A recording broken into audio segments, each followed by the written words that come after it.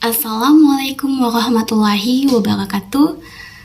Rabbi shrah li sadri wa yassir li amri wahlul 'uqdatam min lisani yafqahu qawli, amma ba'du.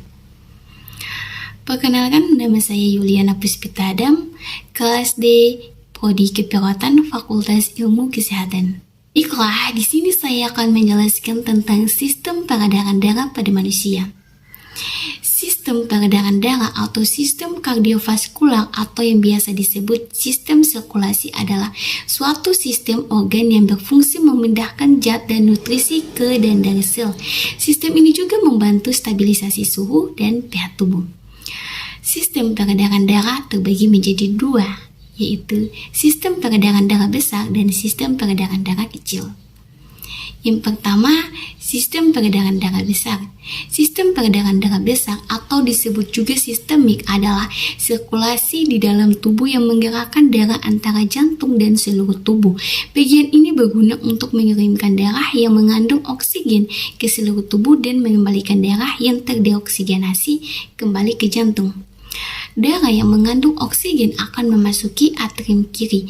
Fungsi atrium kiri yaitu menerima darah yang berasal dari organ paru-paru mengandung oksigen, kemudian membawanya pada ventrikel kiri dari vena pulmonalis. Setelah itu, darah kemudian dipompa melalui katup mitral ke ventrikel kiri. Dari ventrikel tersebut, darah dipompa melalui katup aorta dan masuk ke dalam aorta yang merupakan arteri terbesar di tubuh dan berfungsi untuk mencegah darah di dalam tubuh mengalir pada arah yang keliru dan berfungsi membawa darah yang mengandung zat oksigen dari bagian ventrikel kiri sampai ke seluruh tubuh. Untuk pertukaran gas dan nutrisi dengan jaringan tubuh terjadi di dalam kapiler yang mengalir melalui jaringan. Sirkulasi sistemik menjaga metabolisme setiap organ dan setiap jaringan dalam tubuh tetap hidup kecuali parenkrim paru-paru yang disuplai oleh sirkulasi pulmonal. Sirkulasi sistemik secara keseluruhan adalah sistem tekanan yang lebih tinggi dibandingkan sirkulasi pulmonal. Hal ini karena sirkulasi sistemik harus memaksa volume darah yang lebih besar untuk mencapai bagian tubuh yang lebih jauh dibandingkan dengan sirkulasi pulmonal. Yang kedua, sistem peredaran darah kecil. Sistem peredaran darah kecil atau pulmonal adalah sirkulasi yang berguna untuk menggerakkan darah antara jantung dan paru-paru.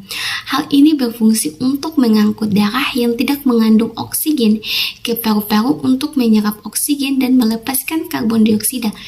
Darah yang sudah diisi oksigen akan mengalir kembali ke jantung.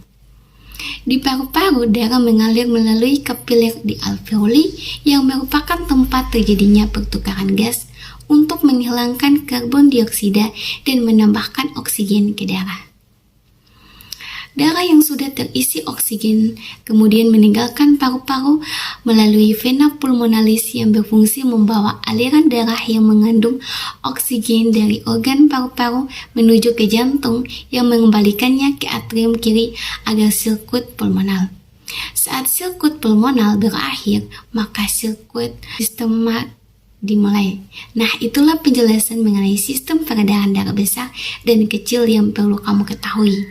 Hal tersebut juga membuat kamu paham tentang cara darah mengalir di dalam tubuh dan bagaimana oksigen bisa disimpan ke dalam darah lalu menyebarkannya ke seluruh sel di dalam tubuh. Baiklah, itulah penjelasan dari saya mengenai sistem peredaran darah. Mohon maaf bila ada kesalahan. Nun wal qalami wa ma yasturun. Wassalamualaikum warahmatullahi wabarakatuh.